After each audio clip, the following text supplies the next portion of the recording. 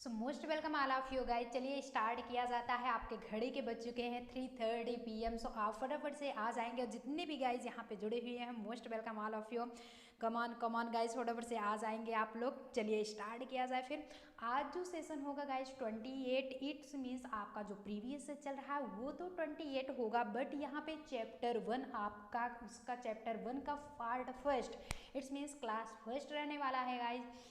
और चैप्टर 1 क्या होगा? Language and grammar. अगर आप देखें तो यहाँ पे दिया गया है ऑलरेडी गाइस की language and grammar. Language and grammar होता क्या है? लैंग्वेज एंड ग्रामर के मतलब में आप समझते हैं कि भाषा और व्याकरण पढ़ेंगे, कैसे हिंदी की कैसे भाषा होगी, कैसा उसका व्याकरण होगा ना, उसके बारे में नॉलेज अचीव करेंगे। और यहाँ पे गाइस हम सबसे पहले बिल्कुल जितने गाइस जुड़ चुके हो सबसे पहले ये इंपॉर्टेंट आपके लिए रहने वाला है कि एट फर्स्ट जो होगा पहला क्लास आपको थियरी बताया जाएगा, और थियरी से जो भी स्टूडेंट्स भागेंगे सेम वही हाल उनका होगा जो कि रस से भाग रहे थे, अलंकार और समास से भाग चुके हो और देख चुके हो परिणाम क्या होगा। और किस टाइप्स का रस आता था, ये नहीं आता था कि करुण रस का पूरा आप लिख डालिए, जी नहीं। करुण रस का स्थायी भाव क्या होगा, जब तक आप उसे नहीं पढ़ेंगे थियरी क्लास तब तक उसका सॉल्यूशंस आपके पास नहीं होने वाला है। सो गाइज इसीलिए आपको बार बार बताया जाता है कि विदाउट इसके किए हुए सभी के सभी एंड तक बने रहेंगे। लगभग आधे घंटे के सेशंस में आपका थियरी टोटल सिलेबस करा के दिया जाएगा। What is a language and what is a grammar. So most welcome, come on guys come on, फिर से एक बार बुलाया जाता है। Good evening all of you. चलिए स्टार्ट किया जाता है। और हाँ बताए हैं जो जिस टॉपिक पर उस पर ध्यान आप लोग जरूर देंगे। चलिए गाइस कहता क्या है, यहाँ पे दिया गया है कि भाषा एक परिचय, मतलब कि भाषा जो है जो लैंग्वेज है क्या है उसका एक जस्ट परिचय देखेंगे। भाषा शब्द की भी उत्पत्ति सबसे पहले आप एक स्क्रीनशॉट रख लेंगे जी, बिल्कुल रखिए। टेक ए स्क्रीनशॉट, सोन टेक ए स्क्रीनशॉट। क्या है गाइस कि भाषा शब्द की उत्पत्ति संस्कृत या भाषु धातु से हुई है। संस्कृत वर्ड या फिर भाषु धातु से भाषा की उत्पत्ति हुई। इसका अर्थ होता है बोलना या फिर कहना। ध्यान देके बने रहेंगे।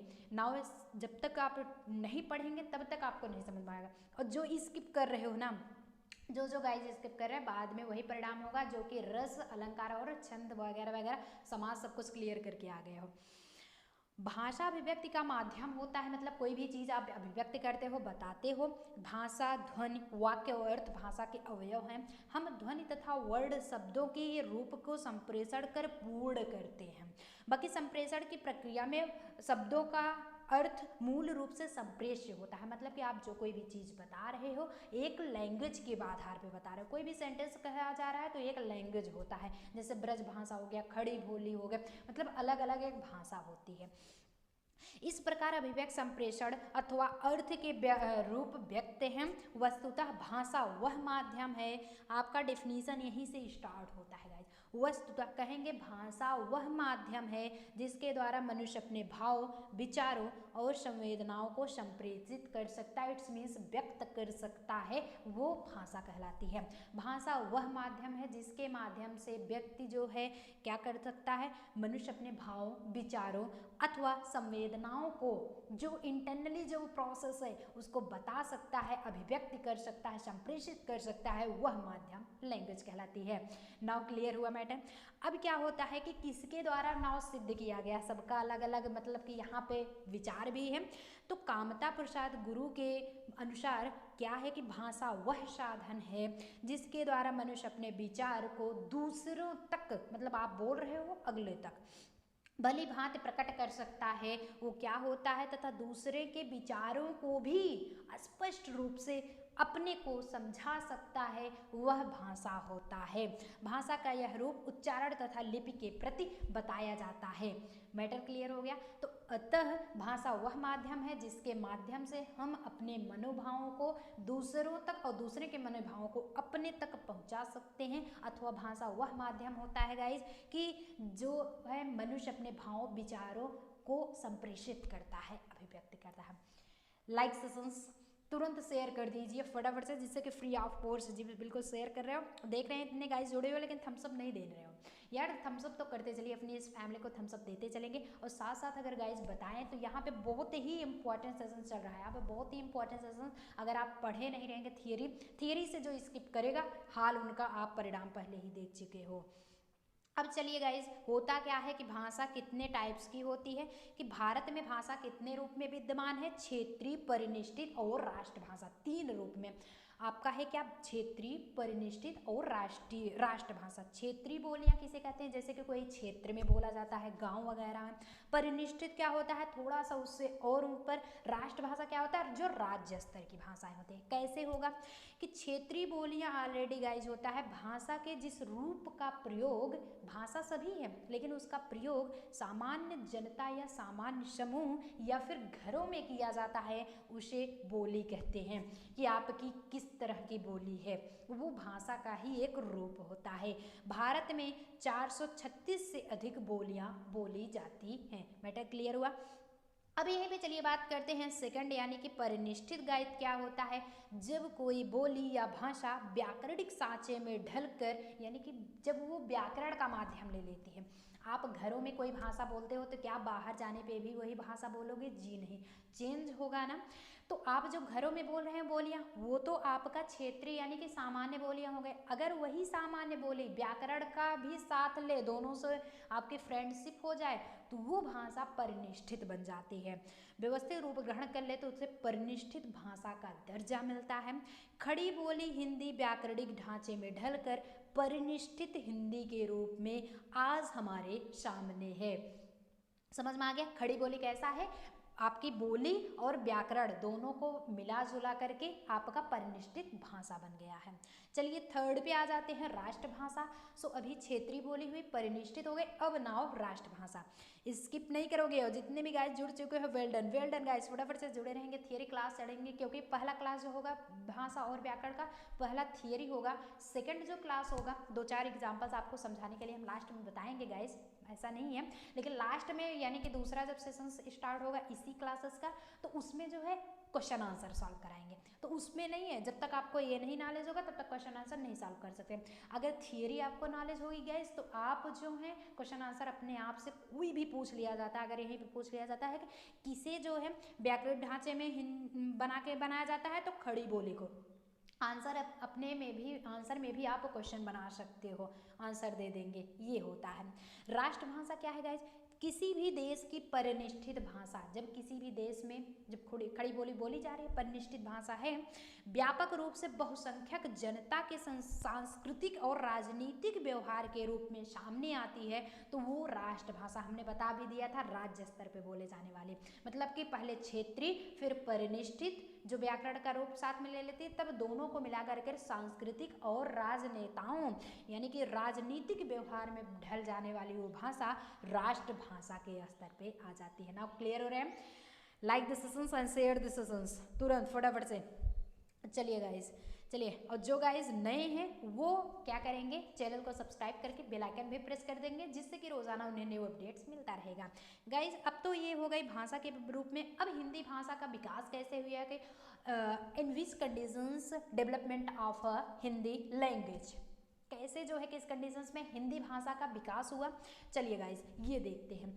है क्या, ऐतिहासिक तथा भौगोलिक दृष्टि से। अगर आपको पता है ऐतिहासिक मतलब पुरानी चीजें, और भौगोलिक यानी कि जो भूगोल से रिलेटेड, यानी कि पूरे संसार से रिलेटेड जितना भी बायोडाटा है, जितना भी सब कुछ, यानी कि इस दुनिया से, इस दुनिया में सभी भाषा बोली जाती है। तो ऐतिहासिक और भौगोलिक दृष्टि से हिंदी की 5 उपभाषाएं हैं।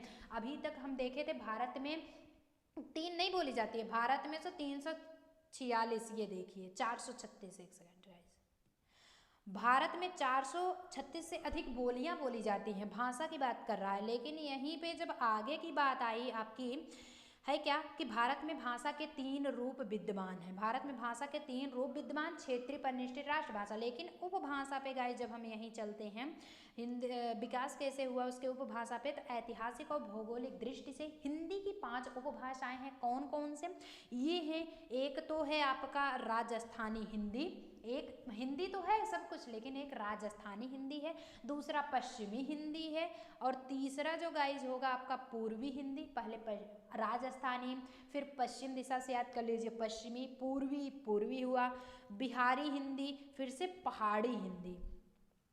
सो राजस्थानी, पश्चिमी, पूर्वी, बिहारी और पहाड़ी। RPPBP, RPPBP, ठीक।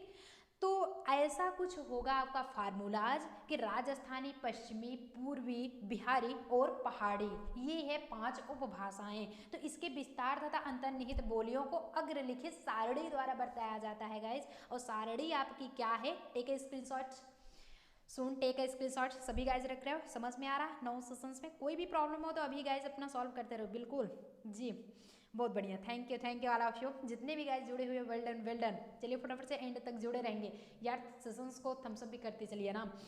जब तक लास्ट तक आप एंड तक नहीं जुड़ेंगे सेशंस में, आप थियरी क्लास नहीं पढ़ेंगे, बिल्कुल भी क्वेश्चन आंसर आप सॉल्व नहीं कर सकते। हो सकता है ऐसा क्वेश्चन आंसर आपको बताया गया, थियरी क्लास से उठा करके दूसरा क्वेश्चन आंसर दे दिया गया इसी बेस पे, तो क्या करेंगे? थियरी पढ़े रहेंगे, रूट मजबूत होगी तो तना कहीं भी जाए कोई दिक्कत नहीं है। समझ रहे हो? स्क्रीनशॉट सभी लोग रख चुके हैं ना? तो चलिए स्क्रीनशॉट यानी कि जो सारणी दी गई, जरा इसके बारे में जान लेते हैं। बताया क्या गया? हिंदी की उपभाषाएं राजस्थानी, पश्चिमी, पूर्वी, पहाड़ी, बिहारी, ठीक। अब बोलियां क्या है? बोले जाने वाले क्षेत्र, मतलब कि राजस्थानी जो हिंदी होती है ये बोले जाने वाले क्षेत्र कहाँ कहाँ पे बोली जाती है? राजस्थान, सिंध में, मालवा में, यहाँ पे बोली जाती है। जब राजस्थान में जो राजस्थानी भाषा बोली जाएगी तो उसे राजस्थानी बोलते हैं, सिंध में सिंधी, मालवा को मालवाड़ी, लेकिन जो भाषा होगी वो राजस्थानी हिंदी ही होगी। ऐसे ही सेम हरियाणा, उत्तर प्रदेश, उत्तर मध्य प्रदेश, पश्चिमी उत्तर प्रदेश, दिल्ली में क्या बोला जाता है? पश्चिमी हिंदी बोली जाती है, जिसे ब्रज भाषा, खड़ी बोली, हरिवाड़ी, कौरवी, बुंदेली, कन्नौजी, ऐसा कुछ बोलते हैं। आई गेस आपको ये सारणी टोटल आ गया होगा, समझ में आ गया। वही थोड़ा सा और मुख्य पॉइंट यानी कि मेन पॉइंट्स देख लेते हैं। मेन पॉइंट्स जिसे क्या कहते हैं? मुख्य बिंदु। क्या है ये? समथिंग्स कि भाषा परिवर्तनशील, बिल्कुल भाषा परिवर्तनशील होती है एवं विषाणोन्मुख होती है, विकास में आगे बढ़ने वाली हुई होती है। भाषा के विकसित स्वरूप के दौर में जो आपका भाषा है, आपकी भाषा जो है वो विकसित कर रही है, विकासशील है, विकसित तो है नहीं, ऑलरेडी पहले तो विकासशील ही हुई। जैसे भारत विकासशील देश है, अमेरिका विकसित है, कि मतलब वो पूर्ण हो चुका है लेकिन विकास कर रहा है अभी भारत। ऐसी कंडीशंस है विकसित, पहले विकासशील बनी हिंदी, फिर से विकसित बन चुकी। स्वरूप के दौर में साहित्यिक रचनाएं होती हैं, बिल्कुल लिटरेसी आपकी उसकी रचनाएं होती हैं, जब साहित्यिक भाषा का व्याकरणिक स्वरूप निर्धारित करना अनिवार्य हो जाता है। भाई कोई भी होगा रचना आप कर रहे हो, उसमें व्याकरण को मेन इंपॉर्टेंट माना जाता है। तो यहाँ से गाइस हमें ये पता चला कि संबंध जो होगा भाषा एंड व्याकरण का, भाषा और व्याकरण का, सो भाषा और व्याकरण का संबंध बहुत ही ज़्यादा है कि पहले ये बोली हुई भाषा का एक रूप बोली कहलाई, जो कि घरों में बोली जाती है अक्सर, यही व्याकरणिक रूप ले लिया तो परिष्कृत हो गई, और यही जब परिष्कृत क्या भाषा हुई आपकी, मतलब कि सांस्कृतिक और राजनीतिक भाषा ले ली तो राष्ट्रवादी बन गई। ऐसा ही कुछ है। भारत में 5 उपभाषाएं हैं जो कि राजस्थानी, पश्चिमी, पूर्वी, बिहारी, पहाड़ी, ये सारी भाषाएं हैं। और आपको पता हो कि भारत में 436 से ज़्यादा भाषाएं बोली जाती हैं। नाउ आई गेस क्लियर हो गया होगा। अब जरा चल लेते हैं, जब भैया भाषा का संबंध व्याकरण से है तो ऑलरेडी व्याकरण किसे कहते हैं? What is the definitions of the grammar? Grammar का परिभाषा क्या होगा?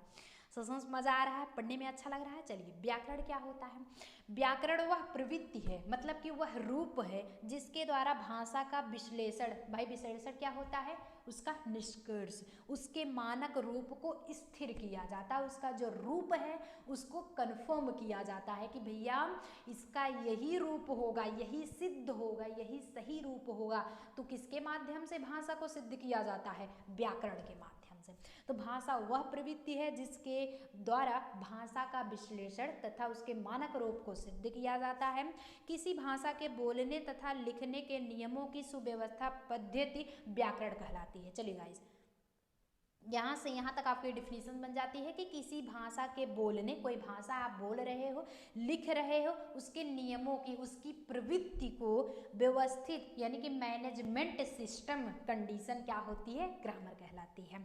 इसके द्वारा शब्दों के रूप तथा प्रयोगों को निरूपित किया जाता है। भाई शब्द जो होगा वो रूप होगा, वो निरूपित होगा। स्किप यार जो कर रहे हो वही पछताओगे, हम जानते हैं। मतलब कि पढ़ाया जा रहा है, स्किप करने की आप सोचिए ही नहीं। नाउ लास्ट तक अगर आप टाइम देंगे तो बुक्स की आपकी ज़रूरत नहीं पड़ेगी। 100% गारंटेड है गाइज, ज़रूर समझ में आपको आएगा। वह भाषा को शुद्ध लिखने, उच्चारण करने, मतलब कि बोलने, जिसे प्रोनाउंसिएशन कहते हैं, समझने का ज्ञान भी प्रदान करता है। अब गाइस थोड़ा सा मतलब इसके फैक्ट जान लेते हैं, बाकी डिफिनीशन तो आपका आ गया कि भाषा के सही रूप से बोलने लिखने को नियमबद्ध संबंध को ही, पद्धति को ही व्याकरण कहते हैं। हिंदी व्याकरण संस्कृत व्याकरण पर आधारित होती है, लेकिन इसे स्वतंत्र माना जाता है, परतंत्र नहीं होती है। अधिक समीचीन है क्योंकि इसकी विशेषताएं संस्कृत से अधिक पृथक होने की प्रवृत्ति के सामने लाती हैं। कामता प्रसाद गुरु, अब यहाँ पे भी कामता प्रसाद गुरु के द्वारा विचार व्यक्त किया गया है कि और एक और कौन लेखक हैं, किशोरदास वाजपेयी। तो कामता प्रसाद गुरु और किशोरीदास वाजपेयी के द्वारा ये है कि सबसे पहले हिंदी व्याकरण को लिखा, हिंदी भाषा को स्थिर तथा परिष्कृत करने का विकास किया। बिल्कुल, हिंदी को जब व्याकरण आया उसके साथ, तो लिखने का, सही ढंग से लिखने का, और परिष्कृत मतलब उसे फैलाने का पूर्ण विचार बनाया। हिंदी व्याकरण में 3 तत्वों के आधार पर अध्ययन की प्रक्रिया को स्वरूप प्रदान किया जाता है। ये है वर्ण, ध्वनि तथा वाक्य विचार। तो जब मतलब कि हिंदी में जब व्याकरण आया तो उसे सही रूप बनाने की कोशिश किया, सही ढंग से ढालने की कोशिश किया। तो किस तरह से, इसमें 3 ध्वनि हैं, एक वर्ण हुआ, फिर ध्वनि हुआ, फिर से वाक्य हुआ। क्या क्या ये सारे होते हैं, नाउ चलिए आगे देख लिया जाता है। तो वर्ड जो होगा, जो ध्वनि होगा, जो वाक्य होगा, अगले सेशंस में आपको बताया जाएगा। सेशन जो होगा वो नेक्स्ट यानी कि सेकंड सेशन होगा। कहने का मतलब है आपका चैप्टर 2 होगा, लेकिन बहरहाल वर्ड तथा ध्वनि विचार आपका चैप्टर 2 है। नहीं तो आप जाकर के अभी डिस्क्रिप्शन बॉक्स में देख लीजिए, जो प्लेलिस्ट मतलब बताई गई है, आपका टोटल जो आपका कवर कराया गया, फोकस कराया गया आपके सिलेबस पे, उस पर सेकंड चैप्टर वर्ड तथा ध्वनि विचार पे ही है। तो अभी चलिए, जितना भी हम आपको पढ़ाए हैं ये टोटली थियरी लेवल, उसके अंतर्गत कैसे किस टाइप्स के क्वेश्चन आएंगे, नाउ वो सॉल्व करा लिया जाता है। यहाँ पे लगभग 10 क्वेश्चन आपके सॉल्व कराए जाएंगे, 10 से 15 क्वेश्चन। ऑलरेडी जो नेक्स्ट आपका पार्ट यानी क्लासेस सेकंड होगा भाषा और व्याकरण का, उसमें और भी टोटली आपके एक्सरसाइज प्रैक्टिस सेट सॉल्व होंगे। मज़ा आ रहा है सेशंस में? तो आज के बाद बिल्कुल सेशंस को मतलब कि स्किप नहीं करेंगे ना, जो स्किप करेंगे वो तो बाद में ही हर हालत में बचता है। पहले ही हम बता दिए थे, स्किप करोगे तो कुछ नहीं समझ में आएगा। चलिए, हिंदी भाषा का कौन सा रूप अब आया ना, हिंदी भाषा का ऐसा कौन सा रूप है मानक हिंदी के रूप में स्वीकार किया गया, मानक हिंदी के रूप में? पूर्वी हिंदी, पहाड़ी हिंदी, पश्चिमी हिंदी या फिर खड़ी बोली? चलिए गाइस, फर्स्ट स्टार्ट, देखते कितने गाइस सेंस। बिल्कुल खड़ी बोली को ही तो माना गया है कि हिंदी भाषा का कौन सा रूप हिंदी मानक के रूप में स्वीकार किया गया, तो खड़ी बोली को ही स्वीकार किया, क्योंकि खड़ी बोली ही कब कहाँ पे गई थी, परिष्कृत रूप बन करके खड़ी बोली ही बनी थी, मानक रूप उसे ही दिया गया था। तो ऐसे ही ऐसे क्वेश्चंस आए थे, हम जो बताए भी थे आंसर में क्वेश्चंस, ध्यान दीजिए। और जो जितने गाइस बने हो वो तो यस यस करते चलेंगे। बिल्कुल किसी किसी समझ में आ रहा है, यस यस बिल्कुल। और जिस भी गाइस को नहीं समझ में आ रहा है, बिल्कुल समझने की आप यार कोशिश कीजिए, 100% आपको जरूर समझ में आए। जो भी प्रॉब्लम हो आप पूछते भी रहिए, डोंट माइंड, सब कुछ पूछिए, सब बताया जाएगा। सेकंड होता है हिंदी की कितनी उपभाषाएं हैं। अब अगर थियरी नहीं पढ़े होते तो फिर रट्टा मारते, भैया कितनी उपभाषाएं हैं हिंदी की, 3 4 5 6। चलिए गाइस, बिल्कुल भैया 5 ही तो है। राजस्थानी हुआ, पश्चिमी हुआ, पूर्वी हुआ, फिर से बिहारी हुआ, और बाकी आपका एक और बचा था पहाड़ी। वो 5 उपभाषाएं हो गई। नाउ मजा आ रहा है, तो इसलिए थियरी क्लासेस पढ़ने की बिल्कुल ज़रूरत है। संविधान के अनुच्छेद 344A के अनुपालन में भारत के राष्ट्रपति ने, जो भारत के जो राष्ट्रपति थे, किस अनुच्छेद 344A में राजभाषा आयोग का गठन कब किया था? सन क्या था? 1960 में, 1955, 1965 में या फिर 1970 में? थर्ड क्वेश्चन स्टार्ट, बिल्कुल 1955 में। 1955 जितने भी गाइस आंसर करें वो सभी साथी सही माने जाएंगे। अब यहीं पे गाइस नेक्स्ट होता है आपका जो नेक्स्ट क्वेश्चन से दिया गया है कि हिंदी शब्द का, एक सेकेंड, चलिए, हिंदी शब्द किसका दिया हुआ है? हिंदी जो शब्द है एक टाइप्स का हिंदी मान के रखते हैं कि एक वर्ड है भैया हिंदी है, अभी मत ये समझिए कि हिंदी एक टाइप्स का भाषा है, नहीं, हिंदी एक शब्द है लेकिन वो किसकी दी हुई है? आर्यों का, ईरानियों का, यूनानियों का या फिर तुर्कों का। चलिए गाइस 40 स्टार्ट, फटाफट से आंसर करते रहेंगे। ईरानियों का। हिंदी की शब्द किसका दिया हुआ है? ये ईरानियों का दिया हुआ है। भाई जब हिंदी आप पढ़ रहे हो तो कम से कम ये तो समझ के रखो ना हिंदी का गठन कब किया गया, आखिर कब हिंदी दिवस मनाया जाता है। होमवर्क ऐसे और होमवर्क हिंदी दिवस यार कब मनाया जाता है, बहुत ही इंपॉर्टेंट। और अगर आप पढ़े हो तो प्रीवियस सेशंस में 2018 के आपके मॉडल पेपर में बढ़िया ढंग से सॉल्व कराया गया है कि हिंदी दिवस आखिर कब मनाया जाता है, वो बताया गया है। चलिए पंजाबी भाषा की लिपि क्या है? पंजाबी भाषा की लिपि देवनागरी, गुरुमुखी, अपभ्रंश या फिर संस्कृत। चलिए गाइस 5 स्टार्ट है। 5 का कितने गाइस? गुरुमुखी, जी बिल्कुल गुरुमुखी जितने भी गाइस बता रहे हैं वो सभी साथी करेक्ट हो जाएंगे।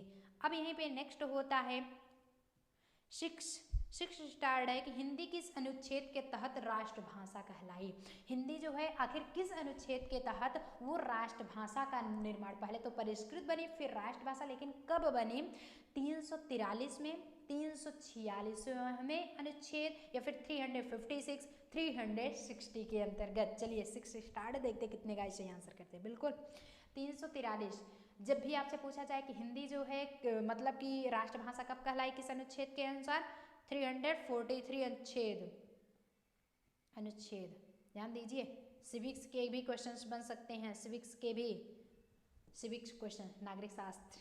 ओके, अब यहीं पे नेक्स्ट क्वेश्चन गाइज होता है। नेक्स्ट क्वेश्चन आपको दिया गया है कि हिंदी भाषा को राजभाषा कब घोषित किया गया? हिंदी भाषा को आखिर राजभाषा कब घोषित किया गया था? 14 सितंबर 1949। अभी वो तो अनुच्छेद था लेकिन ये किस सत्र में है ये बात किया जा रहा है। 26 जनवरी 1950, 15 अगस्त 1947 में या फिर 11 सितंबर 1955 में। Guys 7 start. जितने भी साथी 14 सितंबर 1949 बता रहे हैं वो सभी साथी सही हो जाएंगे। और यहीं पे आपका आ जाता है जस्ट होमवर्क का आंसर। गाइस हमने पूछा था हिंदी दिवस कब मनाई जाती है, तो हिंदी दिवस आपको पता हो, हिंदी दिवस 14 सितंबर को मनाई जाती है। हिंदी दिवस 14 सितंबर कब? 1949। ध्यान दीजिए ये 14 सितंबर 1949 को हिंदी का राजभाषा के स्तर पर राष्ट्रभाषा के रूप में निर्माण किया गया। किस अनुच्छेद के तहत? 343 के तहत। समझ में आ रहा है? चलिए नेक्स्ट क्वेश्चन गाइज होगा संस्कृत भाषा के। थोड़ा सा मतलब ये होता है कि आप कितनी भी थियरी तैयार कर लें लेकिन उससे तो थोड़ा सा मतलब उसकी बेसिक लेवल से क्वेश्चंस जरूर पूछा जाता है। हिंदी आप पढ़ रहे हो, हिंदी को राष्ट्रभाषा के रूप में भाषा बनाया गया, लेकिन कब बनाया गया, कब राष्ट्र घोषित किया गया, ये तो नाउ कंडीशंस क्लियर होने चाहिए। संस्कृत भाषा के पहले कौन सी भाषा थी? अगर आपको पता हो संस्कृत जो भाषा थी इसके जस्ट पहले कौन सी भाषा थी? पाली थी, मगध यानी कि मगध में बोले जाने वाले मगधी तो कहलाएगा, जैसे राजस्थान में बोले जाने वाले राजस्थानी, प्राकृत या फिर हिंदी।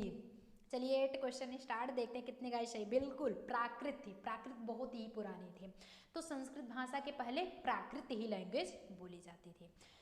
अब यहीं पे गाइस नेक्स्ट जो क्वेश्चन होगा है 9 क्या बात होता है कि हिंदी की उत्पत्ति किस भाषा से हुई? हिंदी की उत्पत्ति किसने किया था? ईरानियों ने, लेकिन किस भाषा से हुई थी? लौकिक वैदिक संस्कृत या फिर वैदिक संस्कृत से। ऑलरेडी संस्कृत जो होता है वो देवों की भाषा मानी जाती है, देव भाषा जो होती है वो संस्कृत ही मानी गई है। सौरसेनी अपभ्रंश या फिर मगधी।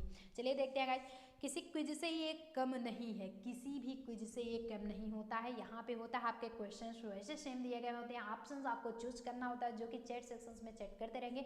जिन भी गाइस का आंसर गलत हो रहा है बिल्कुल भी डोंट माइंड, आप बिल्कुल भी डिमोटिवेट नहीं होंगे। अगर मोटिवेट हमेशा अपने आप को करिए, डिमोटिवेट होते हुए यार तो कुछ नहीं होगा, सिर्फ टाइम वेस्ट होगा और बाकी पढ़ने लिखने का सब कुछ एरिया ही आपको क्राइटेरिया जो होगा सब लेस पॉइंट में होगा। लेकिन ये हम चाहते नहीं कि ऐसा भी हो, हमेशा ग्रो करो, आप लोग ग्रो करिए, लेस की कंडीशंस कभी ना होने पाए। ठीक, हिंदी की उत्पत्ति किस भाषा से हुई है? चलिए देखते हैं कितने गाइस यहाँ पे सही आंसर है। सौरसेनी अपभ्रंश से। हिंदी की जो भाषा की उत्पत्ति हुई है किस भाषा से? शौरसेनी अपभ्रंश से हुई है, क्योंकि साहित्यिक में ये मेन माना जाता था। ये पहले थी। अरबी भाषा भाई जो पहले होगा उसी के वो तो पूर्वज माने ही जाएगा। अरबी भाषा का कौन सा शब्द है? नमाज।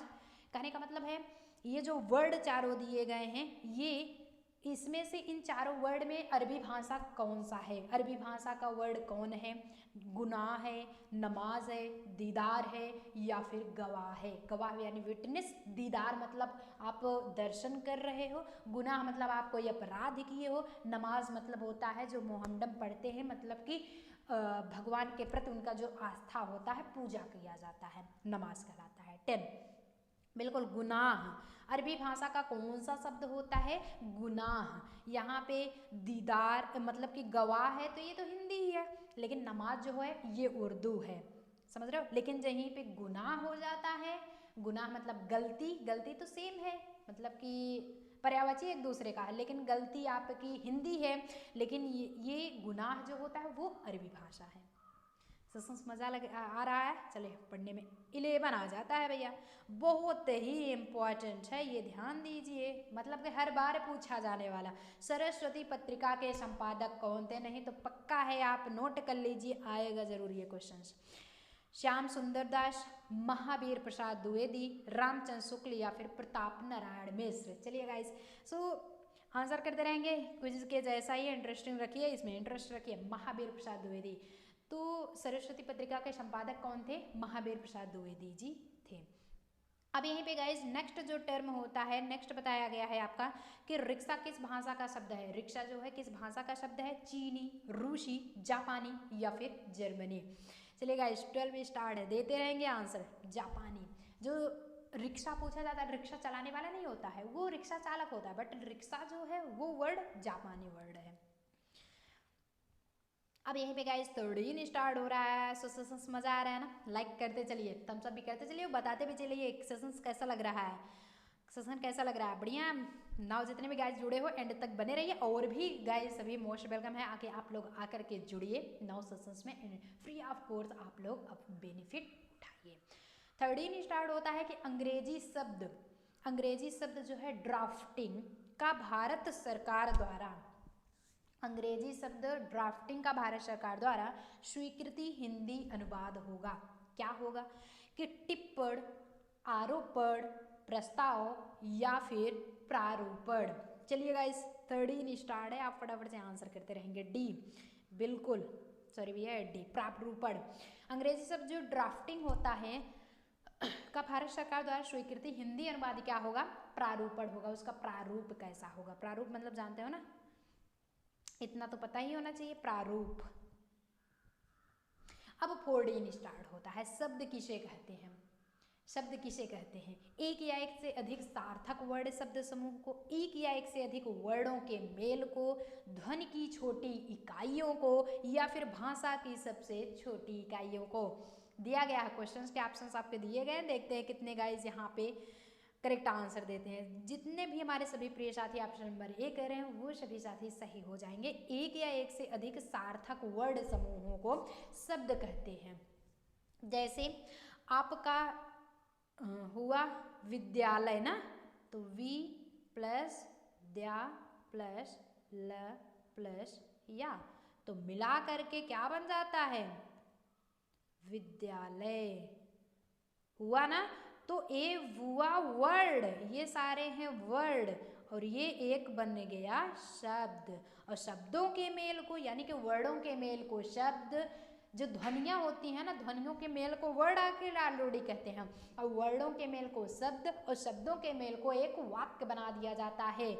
कि जैसे राम विद्यालय जा रहा है, तो राम विद्यालय जा रहा है, 5 वर्डों को मिलाकर के एक सेंटेंस बना दिया। राम विद्यालय जा रहा है, वहाँ पे पढ़ाई कर रहा है, पढ़ाई करके एकदम टॉप कर रहा है। ये जो सेंटेंस गाइस बन जाता है, ये शब्दों के मेल को यानी कि वाक्य मिला करके शब्दांश बना देते हैं, वाक्यांश, सॉरी भैया, वाक्यांश बना देते हैं। नाउ क्लियर हुआ सेंटेंस? ऐसा ही कुछ है। अब नेक्स्ट जो होगा 15 जो बताया गया है, 15 होगा कि महाराष्ट्र में किस प्रकार का प्रयोग होता है, किस भाषा का प्रयोग? अंग्रेजी, हिंदी, मराठी या फिर मैथिली। मराठा में क्या बोला जाता है? 15 मराठी क्या बोलते हैं? चलिए मराठी, महाराष्ट्र में मराठी, जो मराठा हैं वो मराठी ही बोलेंगे, जो कि महाराष्ट्र के हैं। अब यहीं पे 16 है कि हिंदी भारत के कितने राज्यों की राजकीय भाषा है? हिंदी भारत के कितने राज्यों की राजकीय भाषा है? 9, 10, 13 और 15। 16, 10 कितने राज्यों की राज्य की भाषा है? और ध्यान दीजिए हिंदी भारत में कितने राज्य हैं?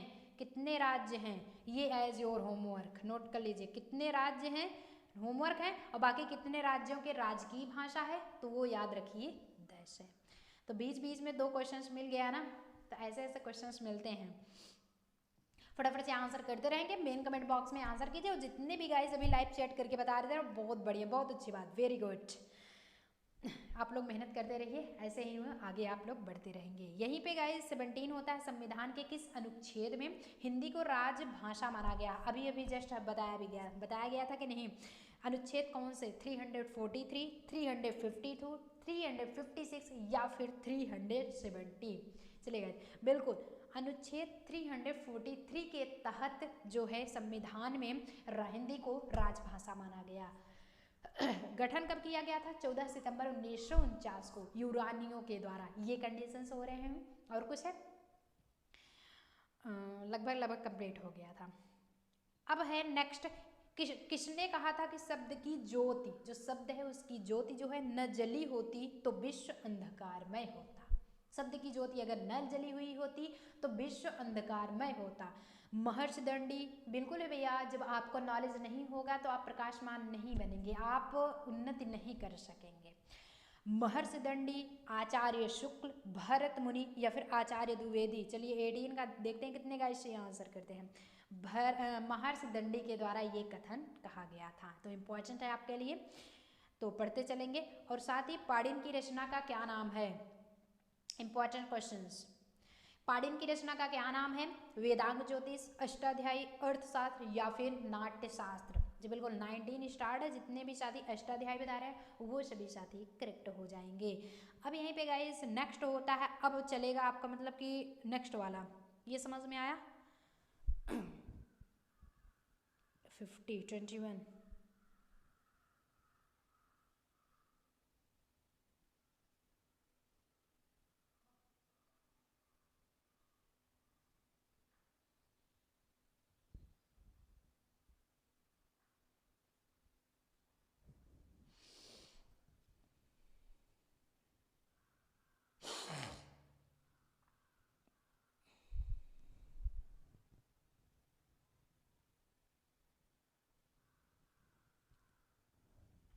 चलिए गाइज आपका आ जाता है 20 क्वेश्चंस। आपका क्या होता है? 20 क्वेश्चंस बताया गया है कि व्याकरण से किसके अस्तित्व की जानकारी मिलती है? ध्वनि, शब्द, वाक्य या फिर लिपि? व्याकरण से, ध्यान दीजिएगा 20 बिल्कुल लिपि की। व्याकरण से क्या होती है? लिपि की ही जानकारी मिलती है। अब यहीं पे आया है हिंदी भाषा की लिपि क्या है? वेरी इंपॉर्टेंट भैया, जब इससे रिलेटेड सारे क्वेश्चंस पढ़ रहे हो तो हिंदी भाषा की आखिर लिपि क्या होगी? ब्राह्मी, जननागरी, देवनागरी या फिर अरामाइक? क्या होगी? 21। जितने भी साथी देवनागरी लिपि बता रहे हैं वो सभी साथी सही हो जाएंगे। हिंदी भाषा की जो लिपि है वो देवनागरी लिपि है। यहीं पे 22 होता है। 22 दिया गया हिंदी को मानक रूप प्रदान करने का सर्वप्रथम किसने रूप किया था? सर्वप्रथम हिंदी को मानक रूप यानी कि मुख्य रूप उसका देने का किसने प्रयास किया था? किशोरीलाल वाजपेयी ने, किशोरीलाल गोस्वामी ने, श्याम सुंदर दास ने या फिर डॉक्टर नगेंद्र ने? 22 जितने भी साथी किशोरीदास वाजपेयी बता रहे हैं वो सभी साथी करेक्ट माने जाएंगे। यहीं पे गाइज नेक्स्ट क्वेश्चन होता है 23, जो कि 23 बताया गया है स्वामी दयानंद सरस्वती ने किसकी रचना किस हिंदी भाषा में की है? सुधा सागर, योग वशिष्ठ या फिर सत्यार्थ प्रकाश, वेदांत धर्म की? 23 बिल्कुल सही, सत्यार्थ प्रकाश। जितने भी साथी सत्यार्थ प्रकाश बता रहे हैं वो सभी साथी 9 करेक्ट हो जाएंगे। यहीं पे गाइज नेक्स्ट होता है 24, जो कि 24 क्या है कि कन्नौजी हिंदी की उस उपभाषा की एक बोली है? पूर्वी हिंदी, पश्चिमी हिंदी, राजस्थानी हिंदी या फिर पहाड़ी हिंदी? जबकि 5 होता है टोटली, तो पूर्वी, पश्चिमी, राजस्थानी, पहाड़ी है, इसमें बिहारी नहीं दिया है। आप सब तो चाह रही है ना? कन्नौजी की हिंदी की किस भाषा के एक रूप है? 24 बिल्कुल, जितने भी साथी पश्चिमी बता रहे हैं वो सभी साथी करेक्ट हो जाएंगे। कन्नौजी को पश्चिमी से रिलेटेड है। अब यहीं पे 25 आता है। 25 क्या होगा? निम्न में से कौन सी बिहारी हिंदी की बोली है? बुंदेली, मगही, हड़ौती या फिर अवधी? कौन है 25? देखते हैं कितने गाइस यहाँ पे सही का आंसर करते हैं। बिल्कुल आंसर करते रहिए। जितने भी साथी मगही बता रहे हैं वो सभी साथी हमारे प्रिय साथी करेक्ट हो जाएंगे कि निम्न में से कौन बिहारी हिंदी की बोली है, तो Magahi is the correct answer. So I guess आपको सेशंस बहुत अच्छा लग रहा होगा। चलिए नेक्स्ट में आपका और भी एग्जाम्पल्स बताया जाएगा। नाउ थियरी क्लास न पढ़ना भूलिए, बिल्कुल समझने की कोशिश करेंगे तभी आगे बढ़ेंगे। आपको आना है, नेक्स्ट क्लास 5 PM पे होगी लाइव क्लास। अगर जो नए साथी जुड़ रहे हैं उनको बता दें 3:30 PM पे आपकी हिंदी की क्लासेस, 5 PM पे GK GS, 7 PM पे मैथ्स एंड रीजनिंग पढ़ाया जाता है जो कि मैथमेटिकल रीजनिंग होती है, एंड 9 PM एंड 10 PM पे गाइज आपके क्विज स्टार्ट किए जाते हैं। और कहाँ से होता है? नाउ डिस्क्रिप्शन बॉक्स में आपको टेलीग्राम ग्रुप करके लिंक दिया गया है, उस पर क्लिक करके जाके ज्वाइन कर लीजिए। वहाँ पे 9 PM एंड 10 PM पे आपके ऑलरेडी क्विजेस प्रोवाइड कराए जाएंगे। सो आज के सेशन में बाय बाय, मिलते हैं नेक्स्ट सेशन में ऐसे इंटरेस्टिंग वीडियो लेकर के आएंगे। Till then all the very best.